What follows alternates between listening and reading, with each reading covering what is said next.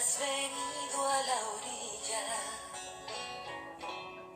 no has buscado ni a sabios ni a ricos, tan solo quieres que yo te siga.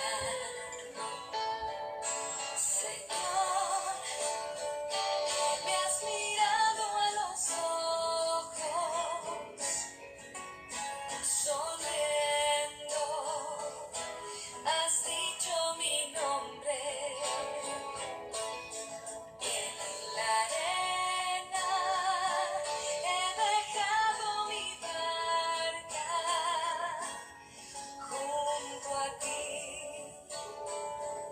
buscaré otro mar.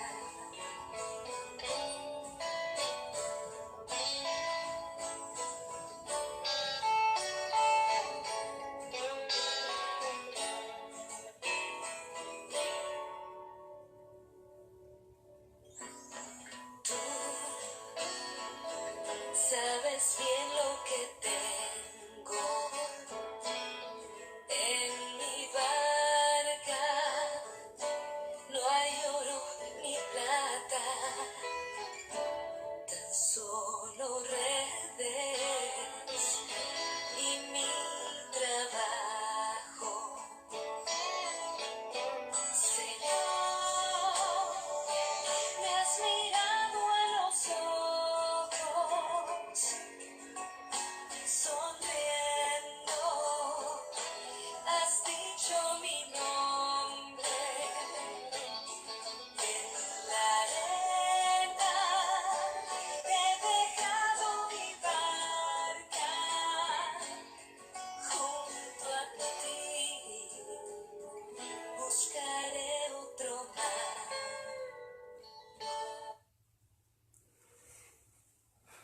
Qué tal, hermanos en Cristo? Bienvenidos sean todos ustedes a este encuentro con la palabra de Dios. Yo soy su hermano y servidor Donato Huesca y les agradecemos por aquellos que nos están sintonizando por este medio. Muchísimas gracias. Hoy es viernes, ¿verdad? Hoy es viernes y el Espíritu lo sabe, por eso vamos a estudiar la palabra de Dios, ¿verdad? Muchísimas gracias. Hoy viernes, todos estamos contentos, los que trabajamos nomás de lunes a viernes, ¿verdad? Estamos contentos, pues ya descansamos, ¿verdad? Y los que pues tienen que seguir trabajando, pues estemos agradecidos, ¿verdad? Porque pues tenemos trabajo, ¿verdad? Muchísimas gracias a Dios y a ustedes por estar aquí conmigo compartiendo la palabra de Dios. Bueno, pues seguimos, hermanos en Cristo, seguimos hablando del primer bloque de ¿verdad? De este estudio bíblico apologético que estamos llevando a cabo. Primer bloque estudiamos, ¿verdad? La verdadera iglesia de Jesucristo. Entonces, mencioné los demás temas del primer bloque. Ahora vamos a hablar de la jerarquía de la iglesia. Entonces, vamos a hablar sobre la jerarquía de la iglesia. Para iniciar quiero mencionar y hacer énfasis en algo muy importante.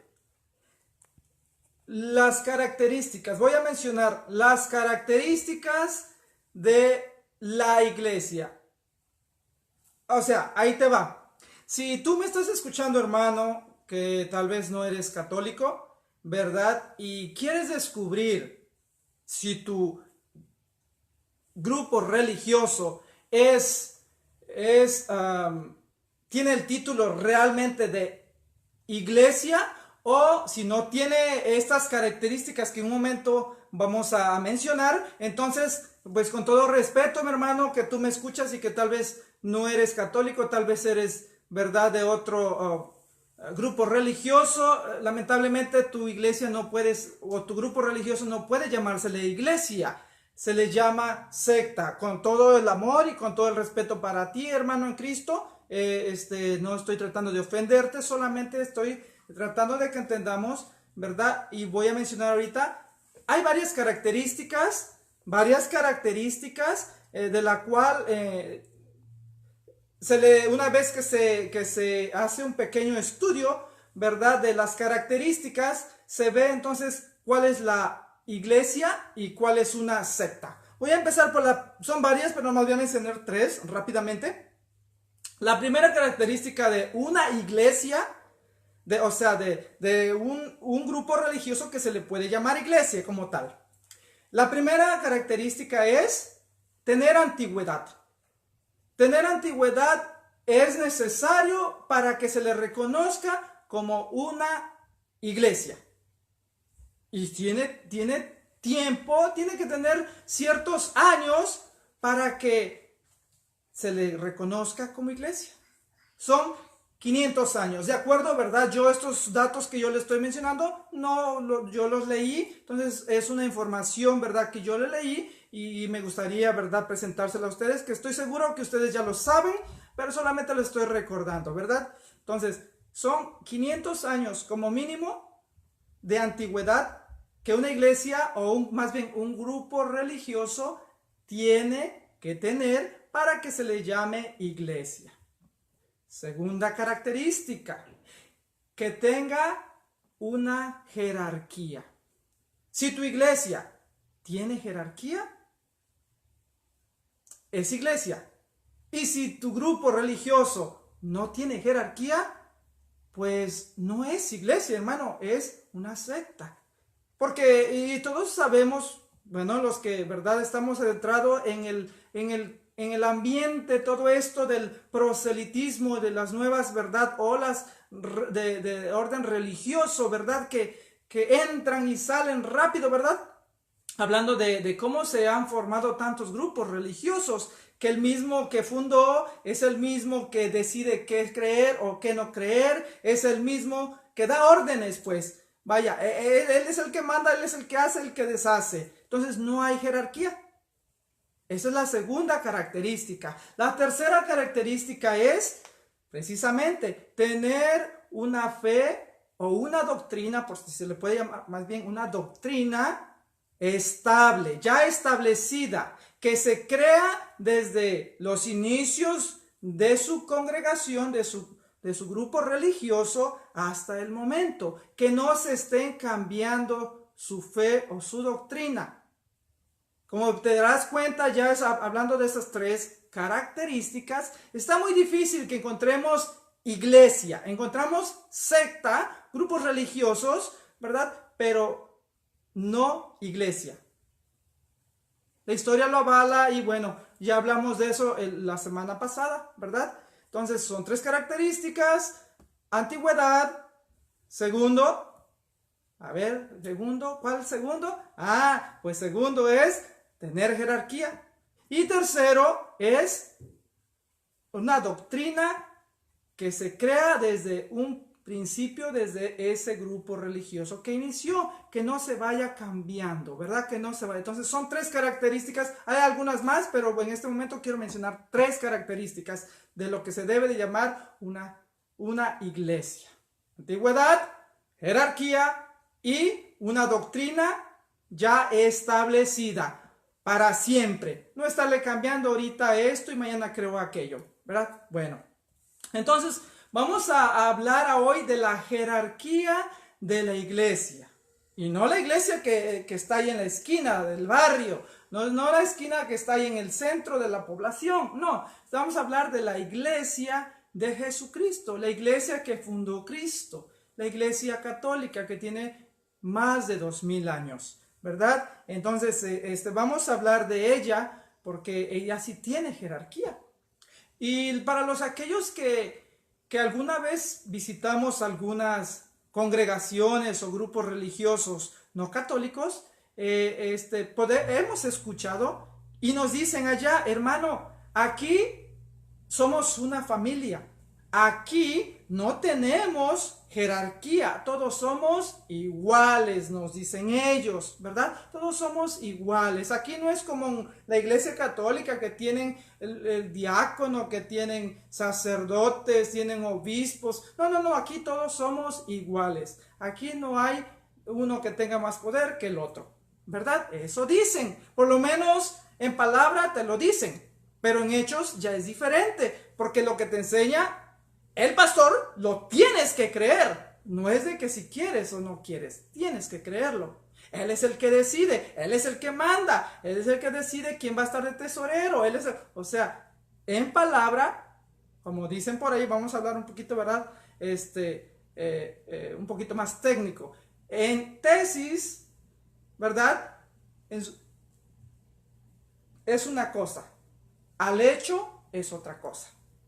Entonces, es una mentira, ¿verdad? Que nos dicen para que nosotros católicos cuando visitamos sus grupos religiosos, pues dice uno, sí, cierto, aquí viven como en familia, pero es una falacia, es una mentira, ¿verdad? Que la aparentan, ¿verdad? Aparentan que es verdad, pero una vez que te sigues congregando más frecuentemente, te das cuenta que esa es una falacia, ¿verdad? Entonces, una vez ya descubriendo esto, pues en todo el ambiente tiene que haber jerarquía.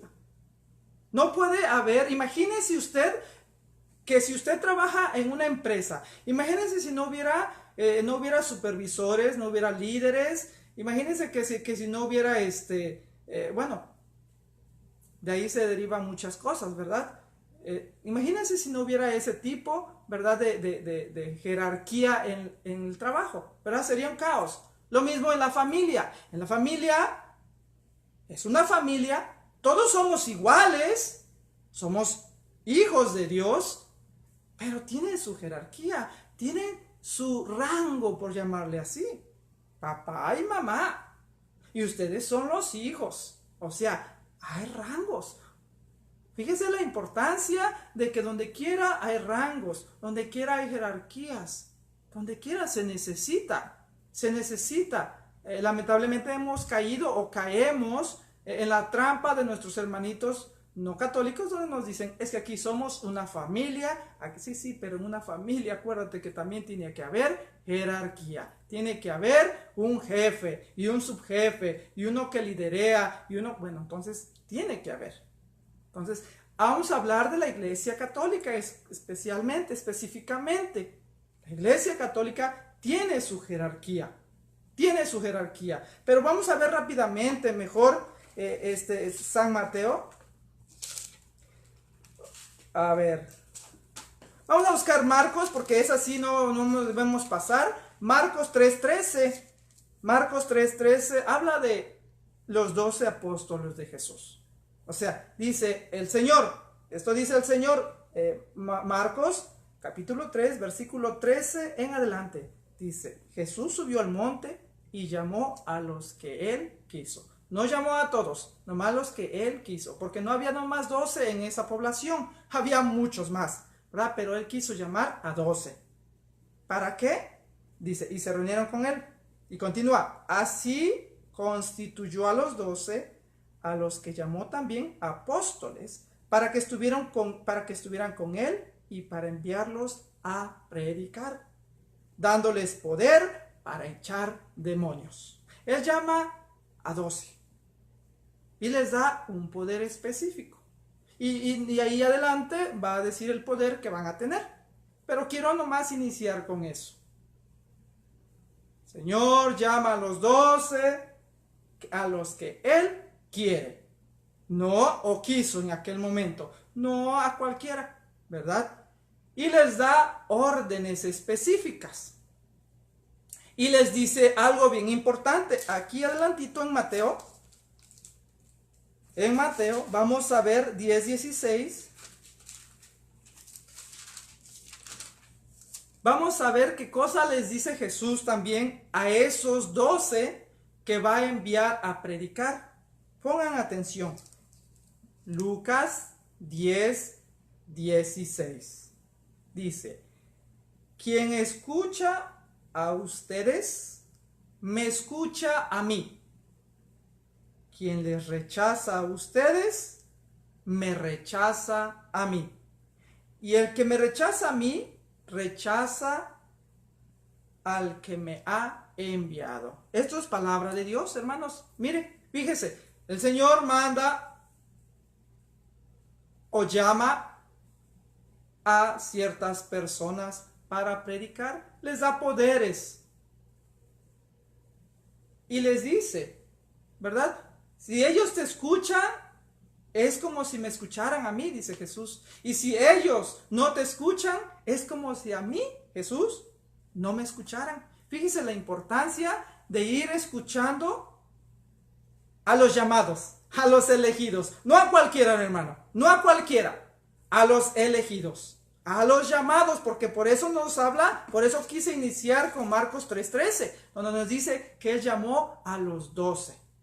No a cualquiera, hermanos, vuelvo a hablar y voy a repetir nuevamente, pero dice que a los 12.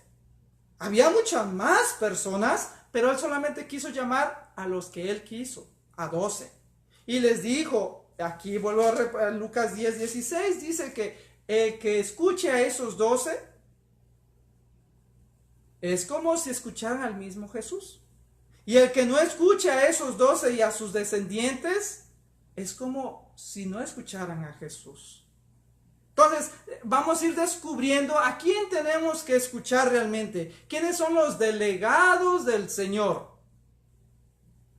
¿Quiénes? ¿Cualquiera que tiene un encuentro con Dios y se proclame pastor? ¿Quiénes son los que tienen la sucesión apostólica? A eso vamos, a eso vamos. Vamos a descubrirlo. Entonces dice, ¿verdad? Lucas 10:16 nos habla de esto, ¿verdad? A quienes escuchen a ustedes, me escucha a mí. A quien les rechaza a ustedes, me rechaza a mí.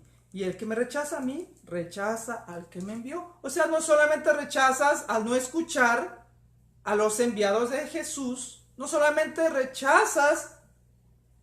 no escuchas a Jesús, sino rechazas al que mandó Jesús. Y el que mandó Jesús fue el Padre Todopoderoso, creador del cielo y de la tierra. A ese también rechazas. No solamente rechazas a Jesús, sino también rechazas al Padre de Jesús, a nuestro Padre Celestial. Ojo, mucho ojo, hermanos, porque esto es muy importante.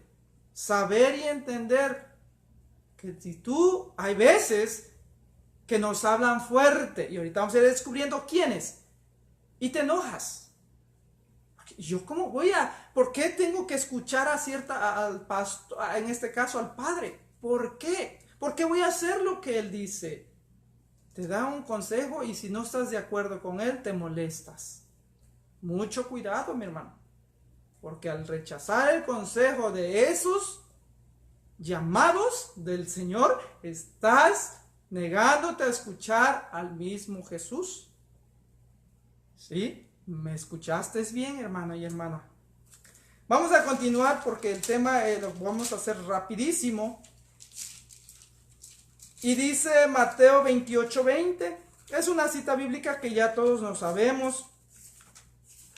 Donde los manda. ¿Los manda a qué? Todos lo sabemos, 28:20 de Mateo, ¿verdad?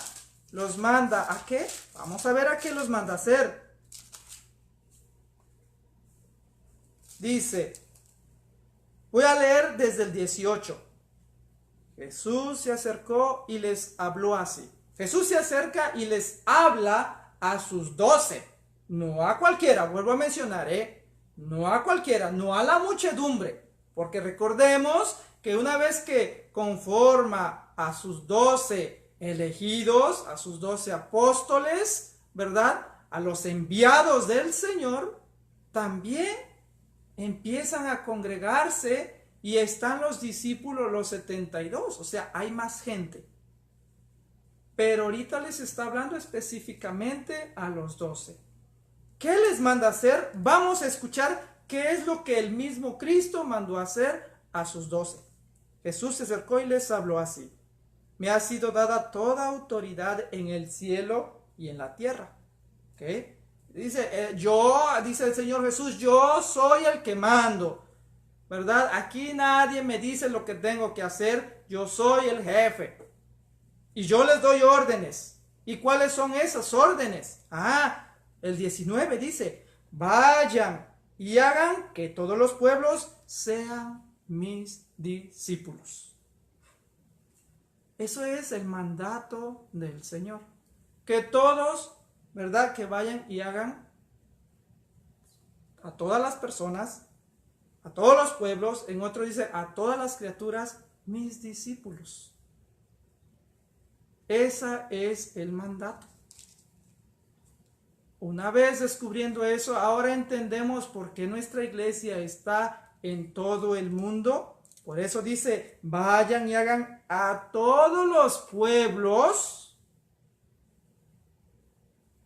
que sean mis discípulos. Entonces, el Señor nos manda a sus 12 y esos 12 va a mandar a los delegados y sucesivamente. ¿A qué? A ser de todos los pueblos sus discípulos, hermanos. Entonces, una vez entendiendo esto, vamos a continuar. Entonces, ahí vamos viendo que el Señor mismo, Cristo mismo, les está dando órdenes específicas. ¿Sí? No les dice, pues allá ingéniensela a ver cómo le hacen, ustedes utilicen su cabeza, sus métodos, ustedes a ver qué hacen, pero yo quiero, no, les manda específicamente a ciertas cosas, les da poder. ¿Para qué? Vamos a descubrir con la palabra de Dios, no con palabra mía, con palabra de Dios, ¿verdad? Entonces, Mateo 28:20, específicamente leí el 18, empecé el 18, donde dice que llamó y les dijo a los 12 y continúa, ¿verdad? Entonces, vamos a seguir leyendo. Les dio poder para anunciar su evangelio, ¿verdad? Vayan y hagan discípulos. Todos los pueblos que sean discípulos míos. Ese es uno de los primeros mandatos, obligaciones que les dio el mismo Cristo a los apóstoles y a su descendencia, a su legado. ¿A qué otra cosa los mandó a hacer? Vamos a ver qué otra cosa les manda a hacer. Lucas 22:19. ¿Qué más les manda a hacer? Lucas 22:19.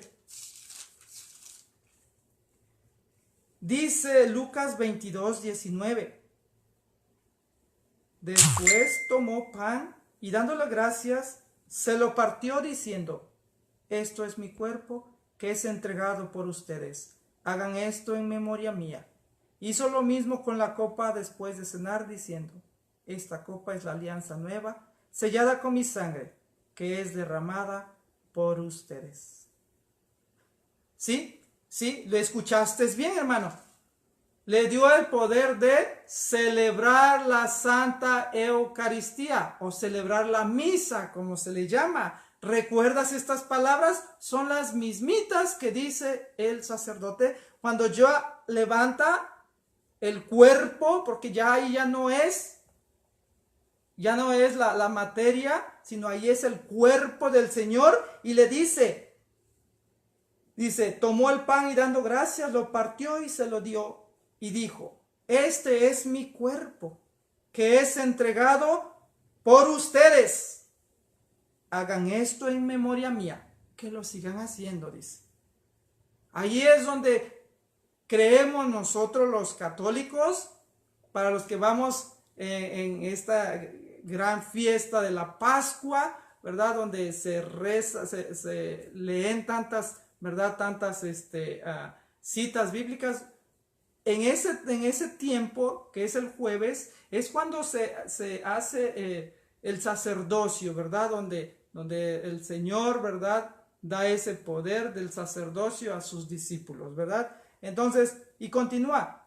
Dice, haz lo mismo con la copa. Hizo lo mismo con la copa después de cenar, diciendo, esta copa es la alianza nueva, sellada con mi sangre, que es derramada por ustedes. ¿Verdad? Ese es otro poder, otro mandato que el mismo Cristo les da a sus discípulos y a sus sucesores. Yo te pregunto, mi hermano, si tú me estás escuchando y no eres católico, ¿esto lo hacen en este grupo religioso donde te encuentras? En algunos grupos religiosos hacen mención de esto, pero lo ven como un símbolo, un mero recordatorio. Otros grupos religiosos ni siquiera lo mencionan. Esto es palabra de Dios, hermano. Esto no es palabra mía. Esto es del Evangelio de San Lucas. No es el Evangelio de San Donato, es Evangelio de San Lucas. Entonces, Dios les da específicamente ciertas cosas que deben hacer, ciertos poderes. Si tú eres honesto, hermano, tal vez, ¿verdad? Nosotros católicos estamos sabiendo que lo que hacemos es bíblico. Pero si tú, hermano, que no eres católico, o que fuiste católico alguna vez, pero lamentablemente no conociste tu fe un poquito más a profundidad, reflexiona. Y si buscas la verdad, yo te aseguro que a través de este caminar que vamos a hacer juntos tú y yo, verás en todo momento la Iglesia Católica, porque es la única que Cristo fundó. Allí, en esa iglesia, donde está tal vez todavía tu registro, y estoy seguro que está tu registro, porque allí naciste espiritualmente, ahí debes estar, porque es la iglesia que Cristo fundó, porque la iglesia es la que mantiene viva esas enseñanzas que el mismo Jesús les dio a sus discípulos, o específicamente a sus apóstoles. Les dio otro mandato. Más bien, este es un poder que es imposible creer para muchos. ¿Para qué? Vamos a leer Mateo 18:18. Vamos a leer cuál es ese poder que el mismo Jesús le da a sus apóstoles y a sus descendientes. Poder que mucha gente no cree, poder que dice, eso es imposible. Vamos a leer de qué estoy hablando. Mateo 18:18. Dice Jesús, yo les digo, todo lo que aten en la tierra, lo mantendrá atado el cielo. Y todo lo que desaten en la tierra, lo mantendrá desatado el cielo. Palabra de Dios. Dice que todo lo que aten en la tierra, ¿quién es? Que aten en la tierra. ¿Quién es? ¿A quién se está refiriendo? Estamos hablando de los apóstoles. Jesús les dice, ustedes, los que yo estoy enviando a predicar, los que a ustedes los estoy mandando a celebrar la Santa Cena, a ustedes les doy esta autoridad. Que lo que ustedes desaten, que lo que ustedes aten en la tierra, estará atado en el cielo. Y todo lo que desaten en la tierra, lo mantendrá desatado en el cielo. ¿Qué quiere decir con esto, hermanos? Bueno, quiere decir que los apóstoles y sus descendientes tienen el poder, ¿sí?, para decir lo que está bien y lo que está mal dentro de la iglesia. Muchas veces no nos gusta, pero es cosa de Dios, no es cosa nuestra. Y una vez que te esté aclarando esto, y ojalá, ¿verdad? Tenme paciencia, por favor, porque yo soy nuevo, estoy empezando, me pongo muy nervioso. Por favor, te pido paciencia. Y espero poderme explicar. Vas a ir entendiendo el por qué muchas veces, cuando tú te vas para los que nos podemos confesar, tú vas a un sacerdote y te dice, y tú le confiesas ciertos pecados graves, y el sacerdote te dice, yo esos pecados, yo no te los puedo perdonar. ¿Qué debo hacer, padre? Tienes que ir con el obispo. Ahí es donde se hace realidad este poder específicamente de atar y desatar. ¿Cómo qué pecados estamos hablando cuando muchas veces el sacerdote no está autorizado para darte la reconciliación con el Señor? Aborto. El aborto es un pecado mortal, hermano, hermana, si tú me escuchas. Y de esto vamos a hablar en un futuro sobre el aborto. El aborto es un pecado mortal.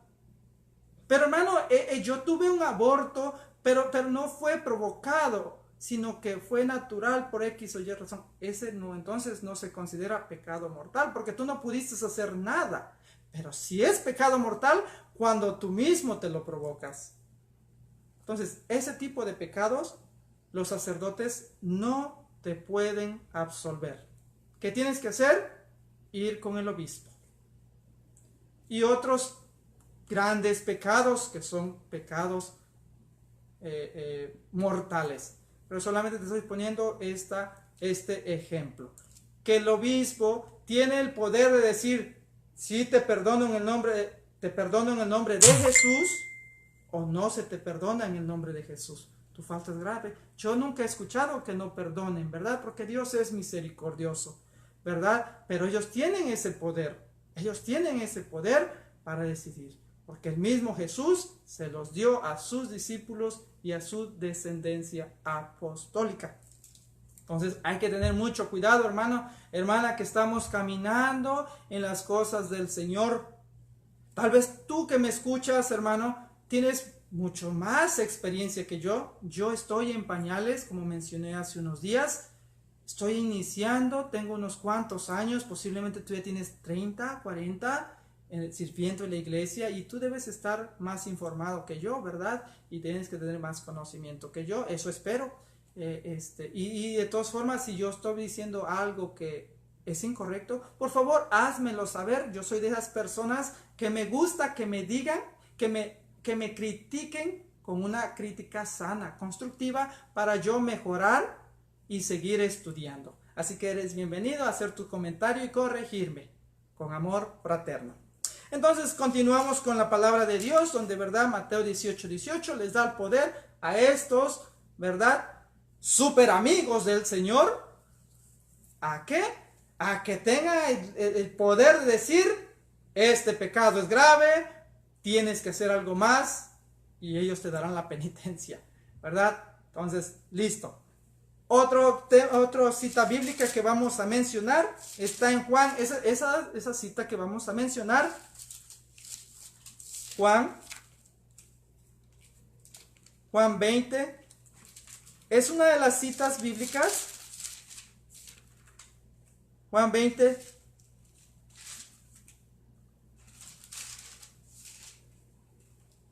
(21-23). Esta es una cita bíblica que otra vez vamos a caer en lo mismo. Si tú me estás escuchando, hermano no católico, y espero que me estés escuchando o te llegue este video, y yo con todo mi amor te digo que reflexiones, que pienses. Tal vez te fuiste de la iglesia por ignorancia, porque querías experimentar como yo lo hice, por complacer a personas, amigos, familiares, y vas y te gusta. Pero si realmente buscas la verdad, yo te aseguro que vas a regresar como tantos miles de católicos están regresando. Hay un refrán que dice que el mal católico se hace protestante y el buen protestante se hace católico. ¿Y por qué se hace católico? Precisamente porque este protestante busca la verdad, no busca el irenismo. ¿Qué cosa es el irenismo? Irenismo es, no me importa si yo estoy en la verdad, a mí me importa sentirme bien.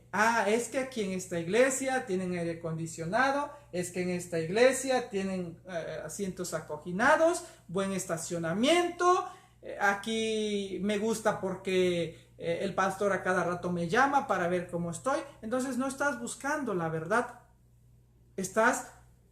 Y tú vives en el irenismo, donde tú no buscas la verdad, tú buscas sentirte bien. Pero si tú estás buscando la verdad, yo te invito, mi hermano, que sigamos estudiando para descubrir la verdad. Y yo te aseguro que si tú sigues estudiando, regresarás a casa. Dice el Evangelio, capítulo 20, versículo 21 al 23, dice que Jesús volvió a decirles. Jesús le dice, volvemos a hablar de los 12. ¿Por qué? Porque de ahí esa es nuestra base, ¿verdad? La base principal de la Iglesia Católica. Los 12 y sus descendientes apostólicos. Les dijo esto: la paz esté con todos ustedes.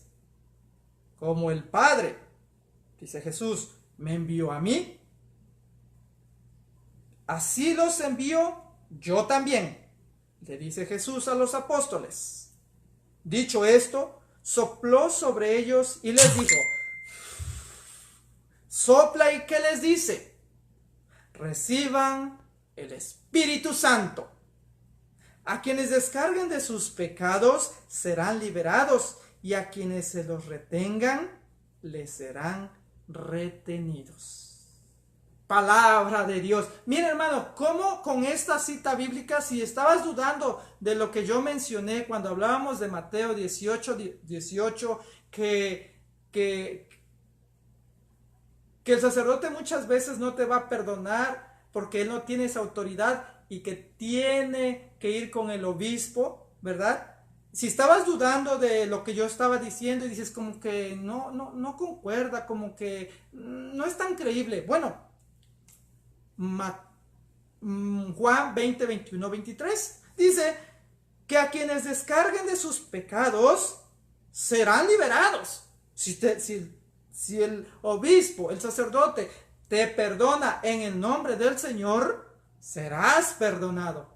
Pero a quienes se los retengan, se les serán retenidos. Mire nada más. Con esta cita bíblica ya no hay nada, ¿verdad?, de qué decir. Bueno, me la está cambiando, ¿verdad? Como que me quiere enredar.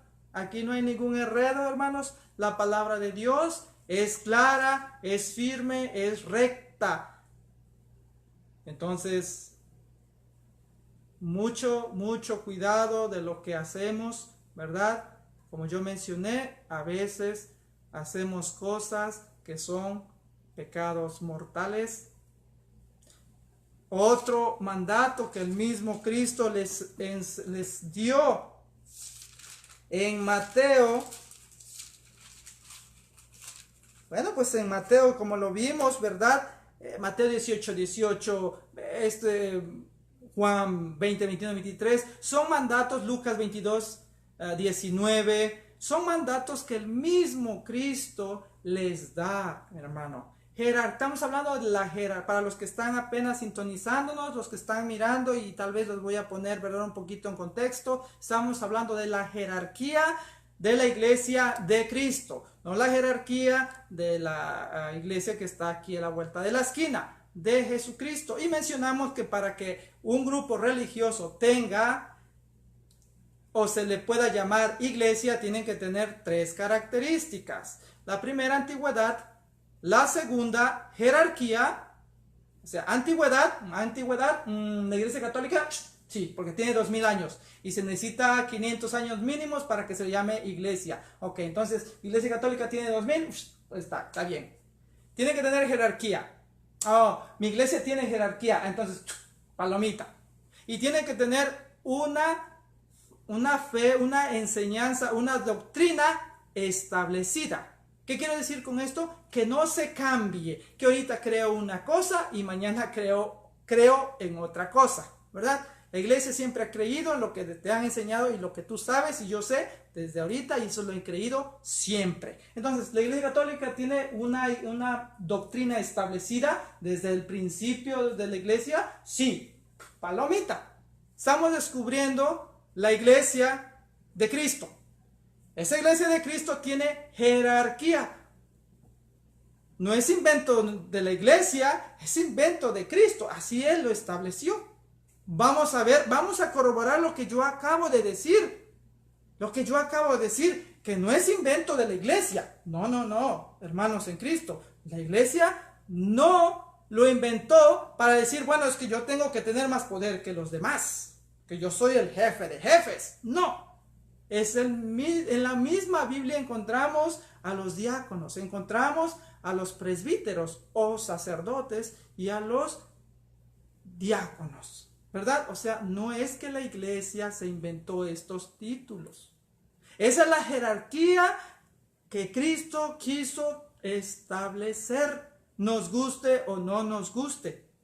Esa es la jerarquía. Hermano, pero entonces, ¿dónde están los cardenales? ¿Dónde están, pues, todos esos, ya ve que hay tantos títulos que el arzobispo, el cardenal, están esto, están aquello. ¿Dónde quedan todos esos? Bueno, esos son títulos. Bíblicamente solamente encontramos a los diáconos, a los presbíteros o sacerdotes y obispos. Bíblicamente, los demás, los cardenales, los arzobispos, todos ellos, los que usted ahorita en este momento se esté recordando, son títulos, ¿verdad? Que después, haga de cuenta, hizo una especialidad y ahora le dan otro título. Eso nada más. Obviamente tiene otro ranguito más altito, pero bíblicamente solamente hay 3 títulos, 3 personas jerárquicas dentro de la iglesia. Vamos a descubrir el primero. Vamos a buscar Hechos. Vamos a buscar Hechos 20:28. Hechos 20:28 dice: cuiden de sí mismo y de todo el rebaño que el mismo Espíritu Santo les ha puesto como obispos. ¿Qué significa? Supervisores. Pastoreen la iglesia del Señor, para que Él adquirió con su propia sangre. Oiga, qué bonito, mi hermana, qué bonito, mi hermano. Cuando leo uno las escrituras, vas descubriendo. Por eso yo te he estado invitando en este transcurso de los pocos videos que hemos hecho, que sigas leyendo, que sigas escudriñando las escrituras, que sigas buscando, informándote de tu iglesia. Porque cuando tú te vas informando, te vas enamorando de esa iglesia. Y al enamorarte de esa iglesia, haces las cosas dentro de la iglesia y todo lo que conlleva a la iglesia, lo haces con amor. No lo haces por imposición, porque tengo que. No, lo haces con amor, porque ahora ya conoces el porqué. Un ejemplo. Cuando yo me empecé a acercar a la iglesia católica, yo les mencioné que visité algunas iglesias no católicas, yo, de cierta forma, no creía que el Señor estaba en la Eucaristía, porque eso se escuchaba mucho afuera de la iglesia. Y por lo consiguiente yo no me acercaba a comulgar. Pero una vez que fui un poquito estudiando, y aún sigo estudiando porque hay mucho que estudiar, fui afianzando mi fe, fui amando mi fe y empecé a acercarme a los sacramentos. Pero ahora ya no nomás me acerco por acercarme, hermano, hermana, si tú me escuchas y nunca te has puesto a reflexionar de esto, tienes que estar consciente de lo que estás yendo a recibir cuando haces esa fila para recibir al Señor Eucaristía. Porque es triste que muchos de nuestros hermanos católicos se acercan para recibir la comunión, pero realmente no saben ni qué están recibiendo. Porque van hablando cuando van en esa fila para llegar al Señor. Van platicando de cualquier cosa, menos hablando con el Señor. Esa es una triste realidad y yo lo oigo y yo lo veo. No estamos conscientes a quién estamos recibiendo. Entonces, esa es la importancia de ir conociendo un poquito más nuestra fe, para que la ames, para que lo hagas con amor. Y con amor no hay carga ninguna. O sea que con amor vas los domingos feliz y contento a recibir al Señor. No es de que dices, ay no, otra vez domingo, tengo que ir a la misa. No, ya es otra actitud. ¿Por qué? Porque ya estás enamorado de la iglesia, enamorado de la esposa de Cristo. Entonces, ánimo, hay que seguir adelante. Entonces ya vimos que en Hechos, ¿verdad? Capítulo 20, versículo 28 nos habla de estos obispos, de los obispos que se llaman supervisores. Y para esto me hace recordar en mi parroquia que acaba de ir nuestro supervisor a mi parroquia. Fue mi obispo a mi parroquia, ¿verdad? Eso es muy bonito. Como supervisor tiene que andar viendo que las ovejitas no se nos descarrilen. En este caso, el obispo anda viendo a sus ovejitas que no se descarrilen. Eso es bonito, eso es muy bonito. Una experiencia, ¿verdad? Y es la segunda vez que nuestro señor obispo nos visita, ¿verdad? En nuestra parroquia. Es un gran privilegio, es un gran honor de tenerlo con nosotros, ¿verdad? Dice, voy a leerlo otra vez, dice, cuiden, aquí está hablando, ¿verdad? Que le están hablando a los obispos, dice, cuiden de sí mismos y de todo el rebaño en el que el Espíritu Santo les ha puesto como obispos, o sea, supervisores. Pastoreen la iglesia del Señor, que Él adquirió con su propia sangre. Ahí estamos descubriendo que hay obispos en la iglesia del Señor. No es invento de la iglesia. Me refiero, quiero decir pues que dijo, bueno, tenemos que tener autoridad y yo... No, esto es bíblico, hermanos. Esto es bíblico. Vamos a descubrir dónde nos habla del sacerdocio o del presbiteriado, ¿verdad? Vamos a ver aquí mismo, bueno, ahí adelantito en Hebreos, nos habla de estos sacerdotes o presbíteros. En Hebreos, no vaya como aquel que decía que pasó a proclamar la palabra de Dios, ¿verdad? Y a veces pues nos cuesta trabajo leer, especialmente si no, ¿verdad?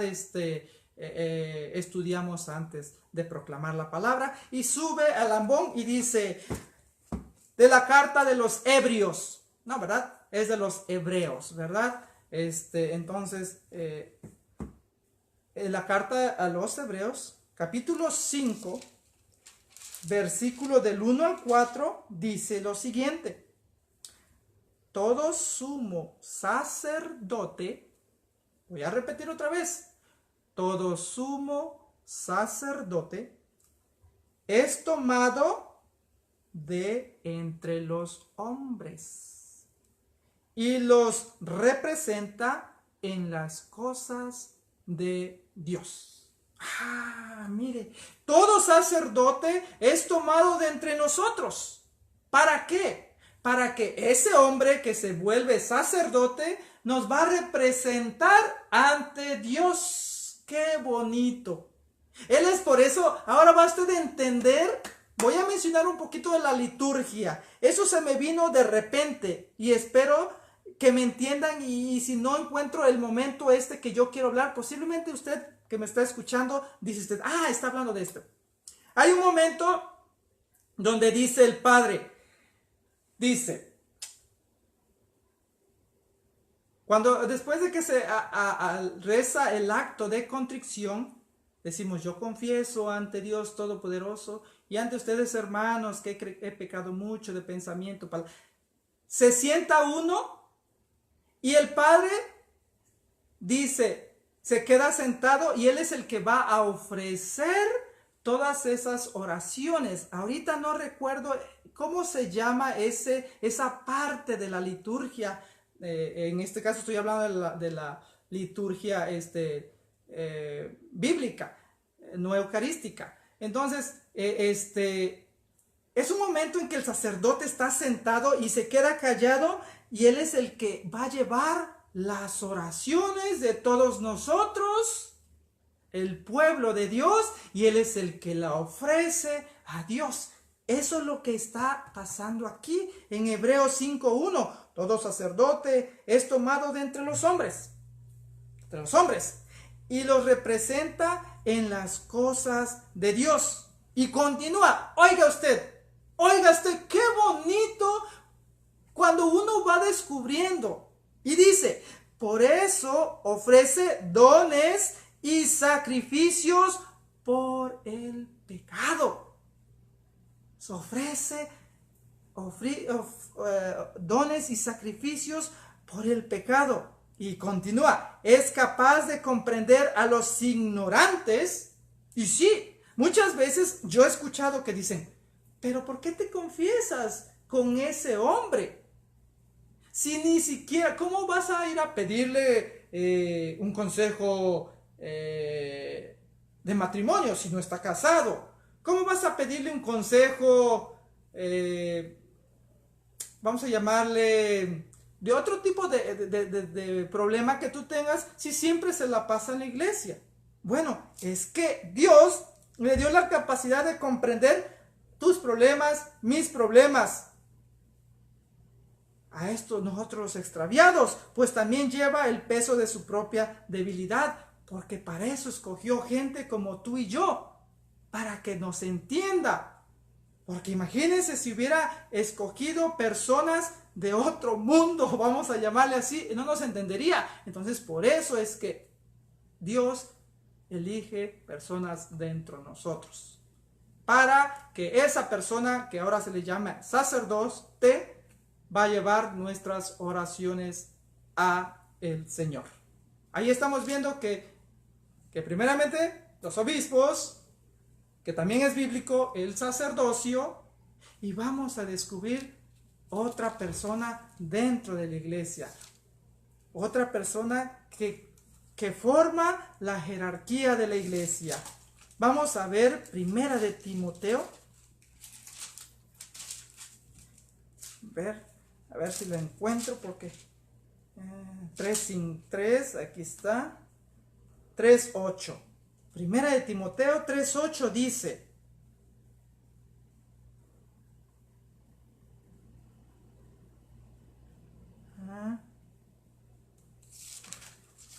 Primera de Timoteo, estaba yo.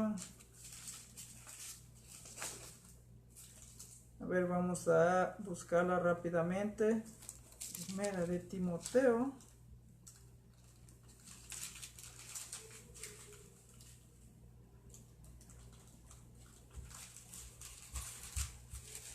Primera de Pedro, primera de Judas.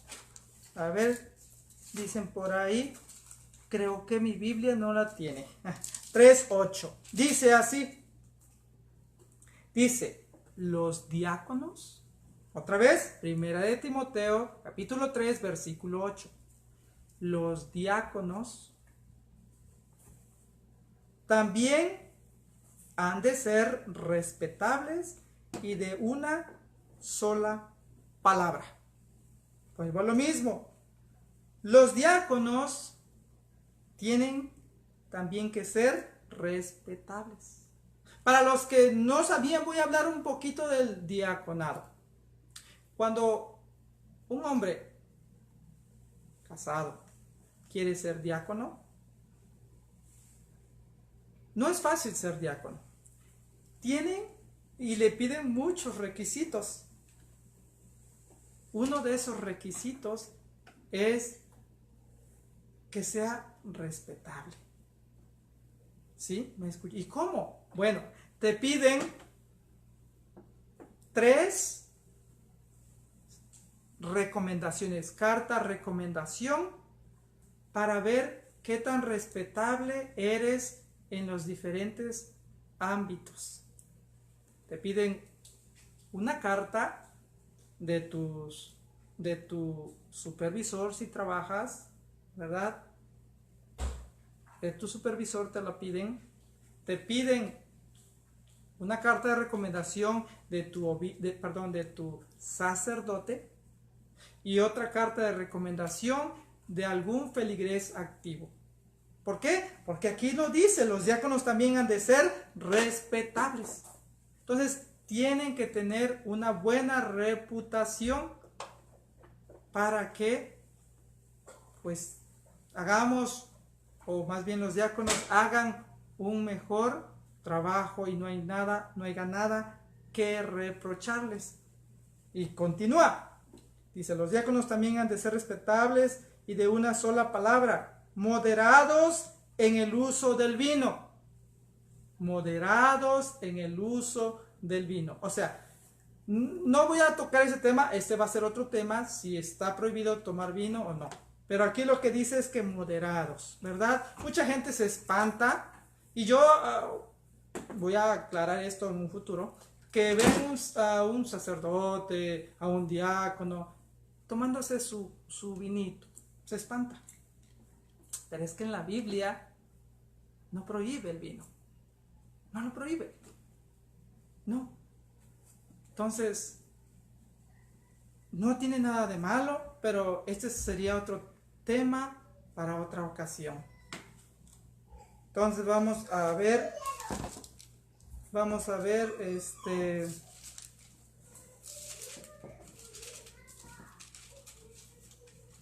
entonces ya que vimos, ¿verdad? Ya que vimos la jerarquía dentro de la iglesia y que está avalada por la Biblia, vamos a hablar rápidamente de el Papa. El Papa es un obispo, es el obispo de Roma. Entonces, ¿por qué se llama Papa? Bueno, es otro título. Papa quiere decir papá. Es el papá de todos nosotros espiritualmente.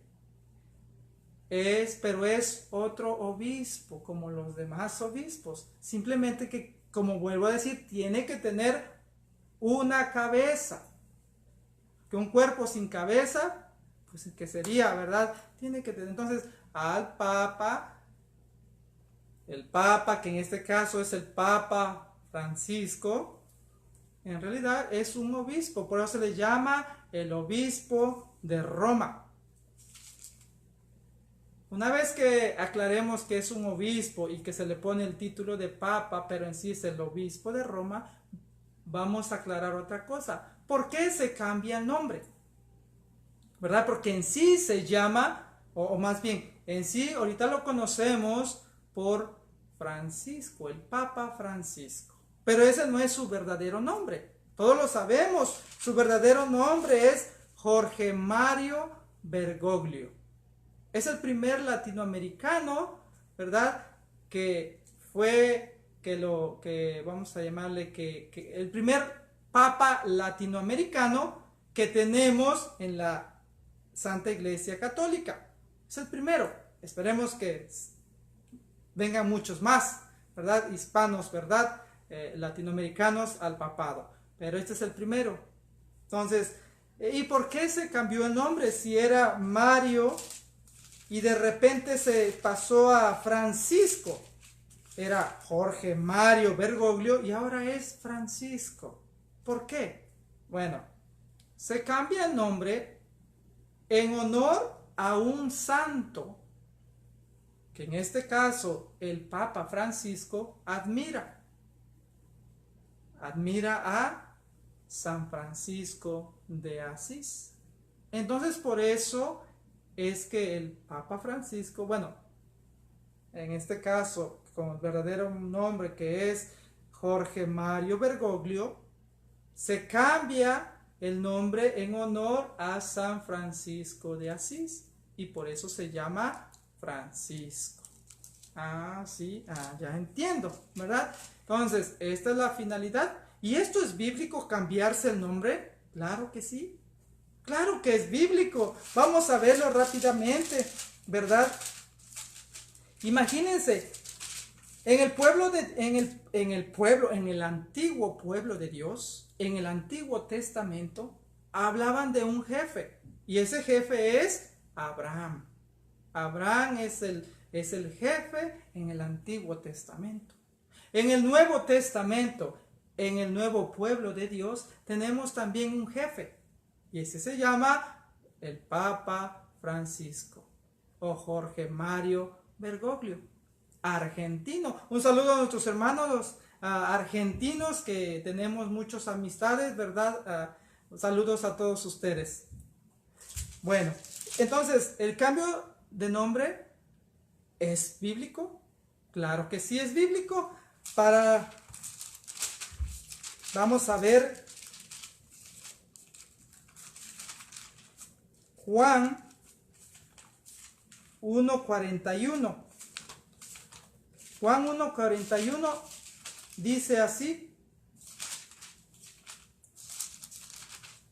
1:41 dice, voy a regresar al 40. Juan 1:40, para que entiendamos. O sea, lo que estoy explicando es de que sí, que el cambio de nombre es bíblico. No es antibíblico, es bíblico. Y que el cambio lo hizo en honor a su santo de devoción, que es San Francisco de Asís. Dice así la bendita palabra de Dios, Juan 1:41. Pero voy a leer desde el 40 para que entendamos. Andrés, el hermano de Simón Pedro, era uno de los dos que siguieron a Jesús. Por la palabra de Juan. Encontró primero a su hermano Simón y le dijo. O sea, Andrés encontró a su hermano. ¿A qué hermano? A Simón. Y le dijo, hemos encontrado al Mesías, que significa Cristo. Y se lo presentó a Jesús. O sea, a Andrés encuentra a su hermano Simón y le dice, hemos encontrado al Mesías, ¿verdad? Y Andrés lleva a su hermano Simón y se lo presenta a Jesús y le dice, Jesús dijo fijamente a Simón y le dijo, tú eres Simón, hijo de Juan, pero te llamarás Kefas, que quiere decir piedra. Ahí está el cambio. Ahí está el cambio de nombre. Primero se llamaba Simón, pero dice, ya no serás Simón, ahora te llamarás Kefas, que significa piedra, roca. ¿Y por qué el cambio? Pero sigo sin entender en la Biblia por qué el cambio. Precisamente, este es un título honorífico, es un título que se le da para su nueva misión de pastorear a la iglesia.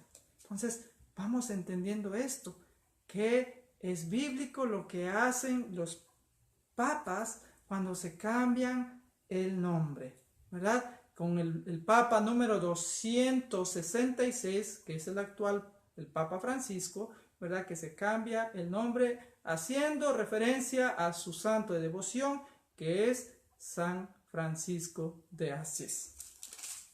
Y a ese Papa, a ese pastor, ¿verdad? Que el mismo Jesús dejó, y a su descendencia, que son 266 pastores, o papas, para hablar específicamente o católicamente hablando, 266 hasta el que tenemos ahorita, les da una autoridad certera, precisa. ¿De qué? Vamos a ver de qué.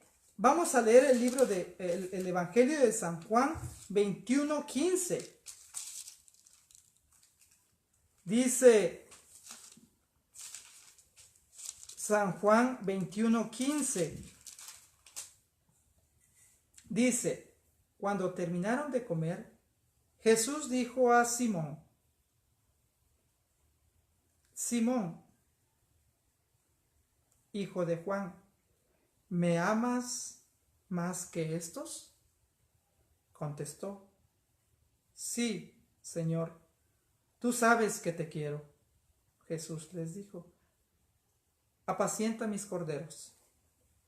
Le preguntó por segunda vez, Simón, hijo de Juan, ¿me amas? Pedro volvió a contestar, sí, Señor, tú sabes que te quiero.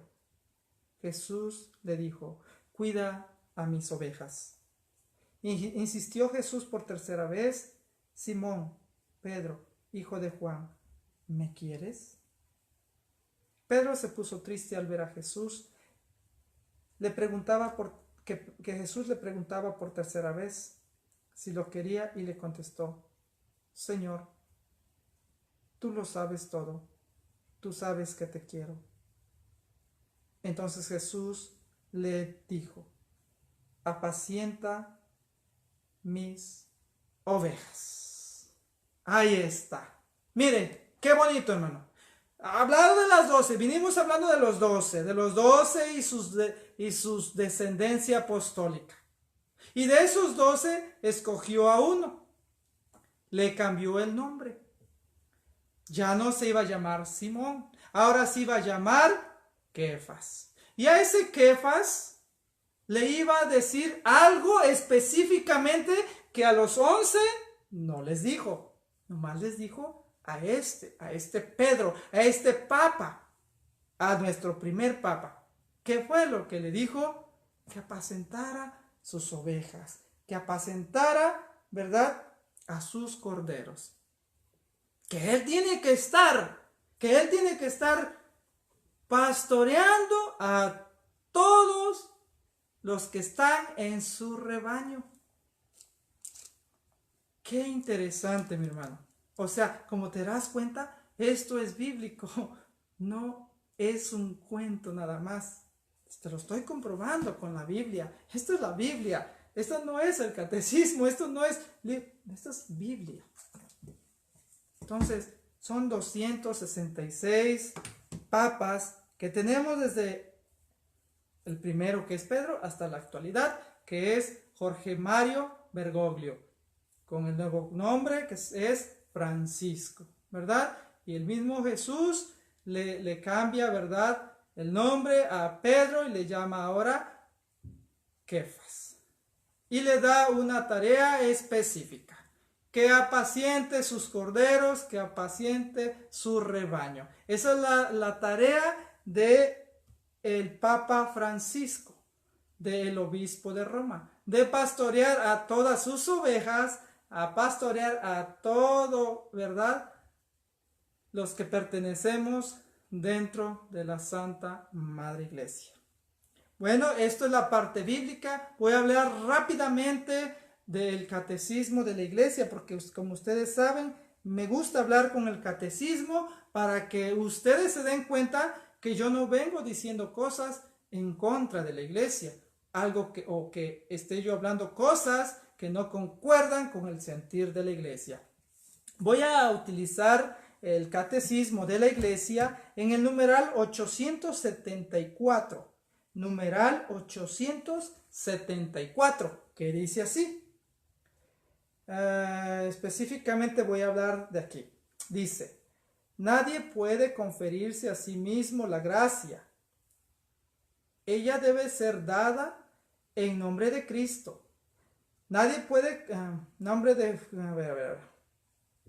voy a hacer más grande porque está un poquito chiquito. A ver, dice, el mismo Cristo es la fuente del ministerio de la iglesia. Él lo ha instituido. La jerarquía la instituyó el mismo Cristo. ¿Sí? ¿Me estás escuchando?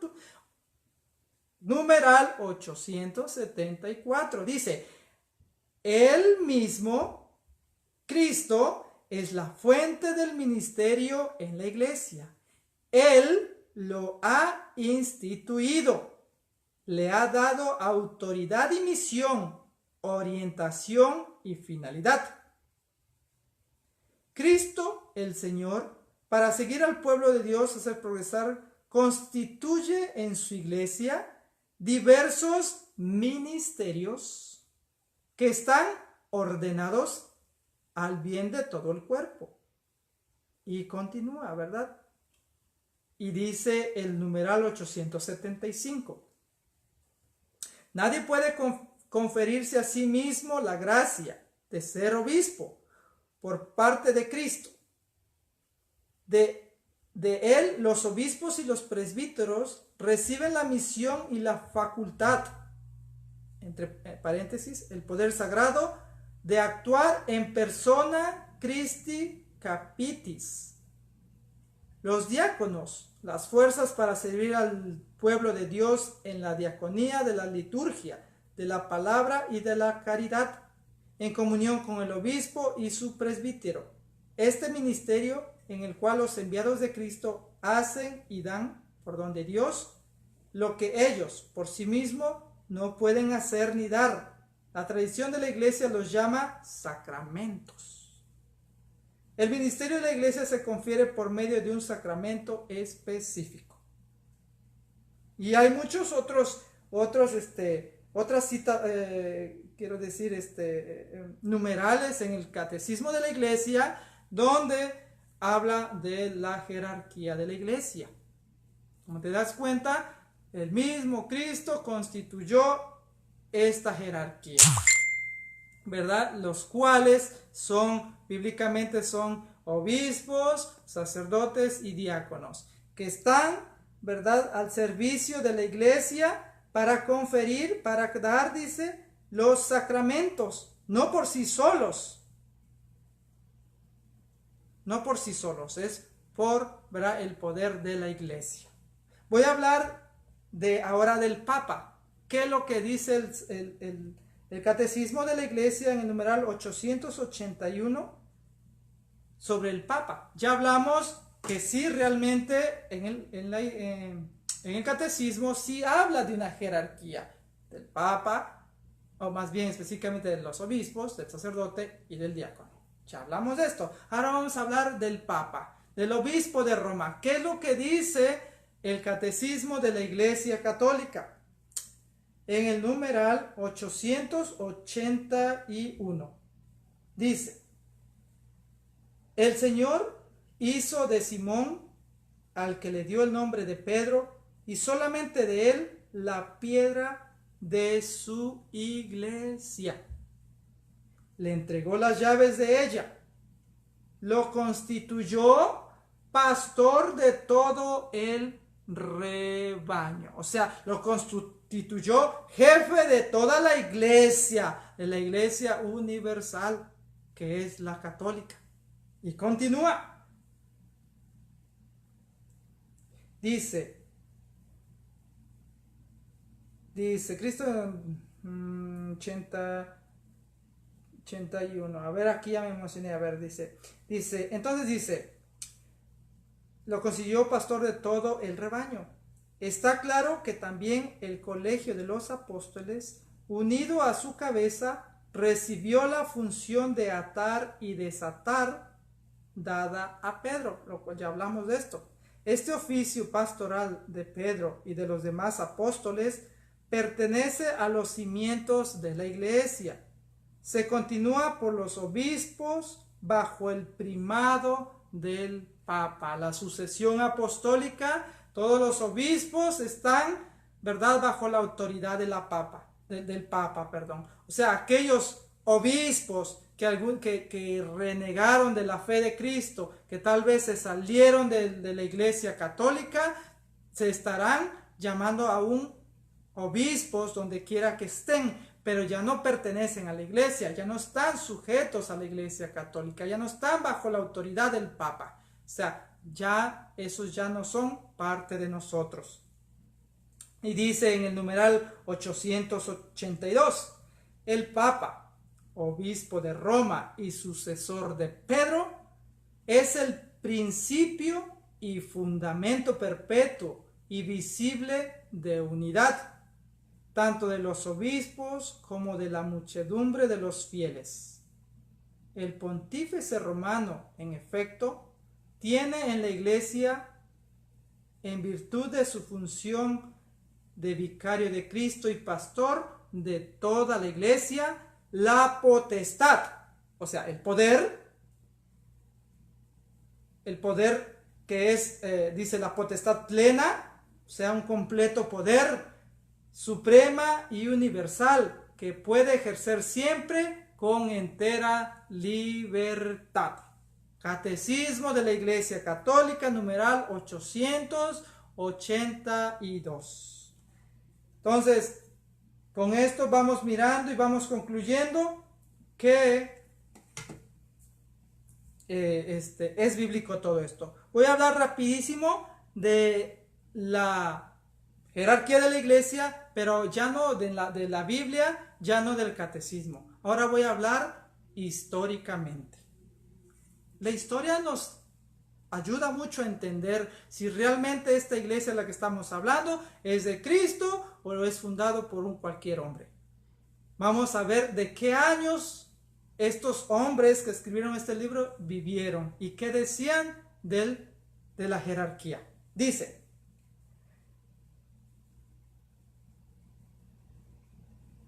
carta de Clemente Romano a la iglesia de Corintios en el año 97 de esta era, 97, o sea que el Señor tenía de muerto como alrededor de unos 50 años. ¿Qué fue lo que dijo San Clemente? Dice,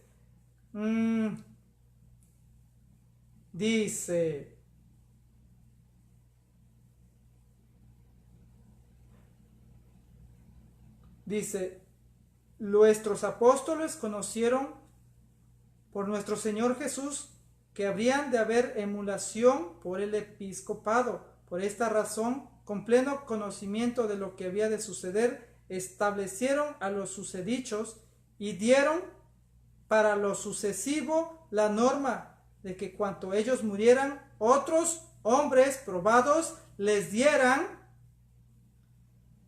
y aquí dice suceder o sucesión, el ministerio. O sea que por medio de la imposición de las manos continuará esta sucesión apostólica. Lo está hablando San Clemente, ¿verdad? En el año 97.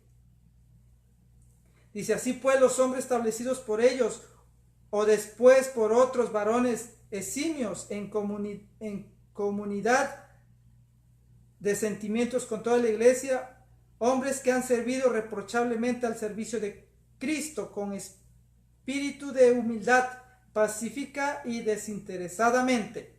Eso es lo que habla, ¿verdad? San Clemente. Vamos a hablar de otro personaje que vivió hace mucho tiempo, en el año 110, San Ignacio de Antioquía.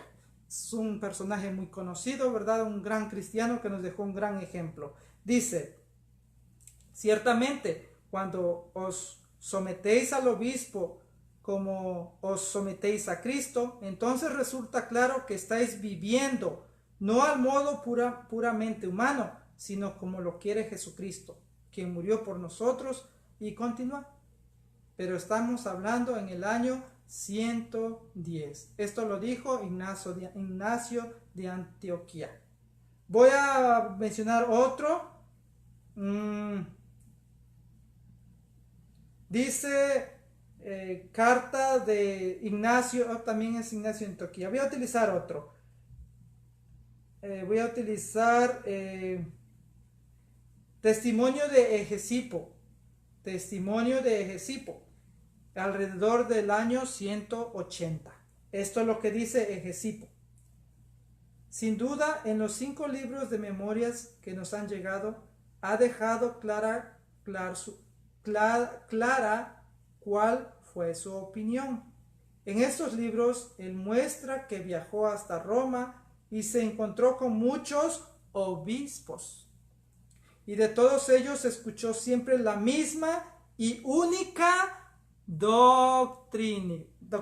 Oiga bien, necesito que ponga mucha atención lo que está diciendo este personaje. Dice que él, dice en estos libros, él muestra que viajó a Roma y se encontró con muchos obispos. Estábamos hablando del año 180, hermano.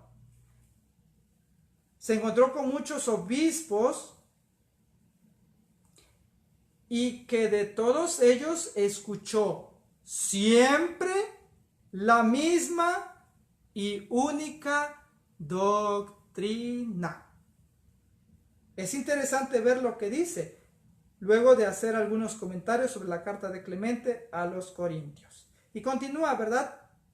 Entonces, y continúa y que dice, cuando pasé unos días con los de Corintio, durante esas conversaciones nos animábamos mutuamente en la doctrina verdadera. Cuando llegué a Roma hice una lista de la sucesión hasta Aniceto, o sea, de los obispos de Roma hasta Aniceto, cuyo diácono fue Eleuterio. Y después de Aniceto le sucedió Soler, y luego de él Eleuterio. En cada sucesión y en cada ciudad hay una continuación en lo que se proclama en la ley, los profetas y el Señor. Oiga, miren más, esto es historia. Estuvimos hablando en el año 110, en el año 97. Qué bonito es estudiar historia y te das cuenta de dónde venimos nosotros, ¿verdad? Por eso, como dije en el tema anterior, nuestros hermanos separados no les gusta la historia porque al leer historia se les derrumba todo, ¿verdad? Entonces, hoy acabamos de descubrir que Cristo funda su iglesia y esa iglesia tiene una jerarquía apostólica, ¿verdad? Que vino desde los apóstoles y esa jerarquía es obispo, diáconos y presbíteros. Lo mismo Jesús, él así lo quiso, él así lo constituyó. No hay ni para echarse para un lado ni para otro, porque eso está comprobado bíblicamente. Si tu iglesia, donde te encuentras, hermano, católico, ya te diste cuenta, pero a ti, hermano, vuelvo a repetirte, si tú estás en una iglesia donde no tienen antigüedad, al menos 500 años, tu grupo tiene que tener antigüedad. Si no tiene una jerarquía de obispos, diáconos y sacerdotes, si no tiene una doctrina establecida que se enseñe siempre, lamentablemente ese grupo religioso no se le puede llamar iglesia, es una secta.